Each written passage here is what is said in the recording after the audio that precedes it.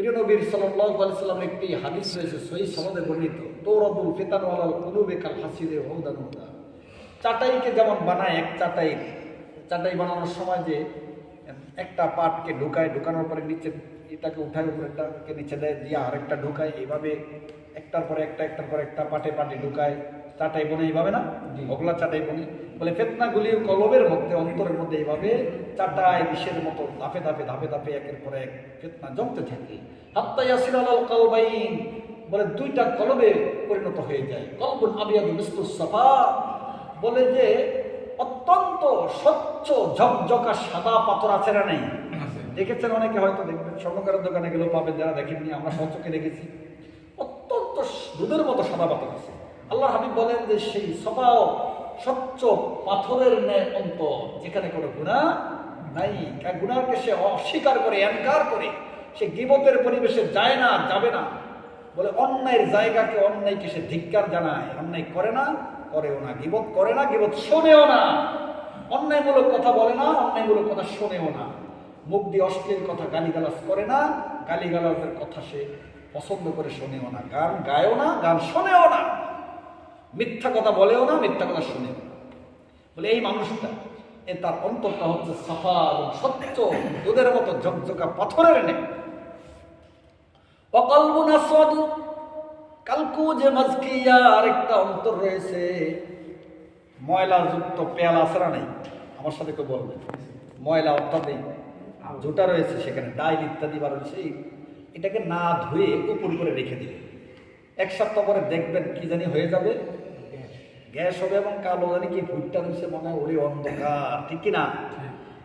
প্রিয় নবী বলেন অধোমুখ করা, উপর করা পেয়ালার মধ্যে আপনি যখন খুলবেন দেখবেন কি অন্ধকার। এই কলবটা অন্ধকার, কালো, দূষিত এবং কেমন যেন ময়লা জড়িত কলব। লা ইয়ারা মারুফান, সে ভালো কাজকে কখনো ভালো দেখবে না। কোনো ব্যক্তি ভালো করলে তার কাছে একটু খারাপ লাগবে, সে নাক ছিটকাবে, চোখ ছিটকাবে, এরকম লোক আছে না নাই? সমাজে আর একটু লাঙ্গার আছে না? আছে। ভালো করতে হয় না, কারণ তার হলো কলব হলো অন্ধকার।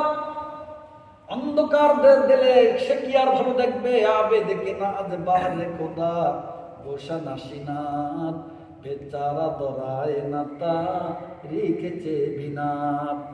যে আবে আল্লাহর ইবাদত দাসত্বের জন্য নির্জনতা অবলম্বন করে না, কোরআন সুন্নাহ নিয়ে আলাদা হয়ে যায় না, সমাজের প্রতিটা কলুষিত এলাকায়, কলুষিত স্থানে সে সময় দেয়, তাকে নিজেকে ব্যবহার করে, কোরআন সুন্নাহর পরিবেশে নিজেকে জমে রাখে না।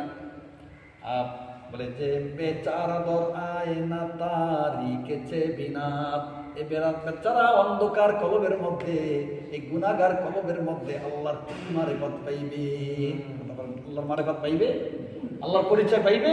পাবে না। লা ইয়ারা মারুফান, বিশ্বনবী বলেন সে ভালোকে ভালো দেখে না। লা ইয়ারা মুনকারান, আর মুনকারকে অন্যায় সে অন্যায় মনে করে না।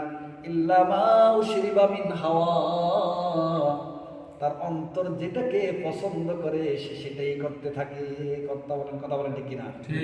একদল যুবক এখন মনে যাহা চায় তাহাই করে, ভালো তার কাছে ভালো না, মন্দ তার কাছে মন্দ মনে হয় না, যেটা তার নফসের এবং খায়েশের অনুকূলে সেটাই করতে থাকে, শুধু করতে থাকে, তাকে বাধা দিলেও কাজ হচ্ছে না। এতটা গোমরার পথভ্রষ্ট, কত দল্লা দলালাম বাড়িদা, এত কঠিন গোমরা হয়েছে, পথভ্রষ্ট হয়েছে, ফিরে আসার আর আশা করা যায় না। আল্লাহ রাব্বুল আলামিন আমাদেরকে এই জাতীয় পথভ্রষ্টতা, গোমরাহি থেকে হেফাজত করে বলি আমিন। আমিন। রোজা ধরবে, কষ্ট করে, তার পিছনের গুনাহ মাফ হবে। সুবহানাল্লাহ। পড়ছি না পড়িনি? এবার আসুন, আল্লাহ পাক রব্বুল আলামিন রোজার মধ্যে ভরপুর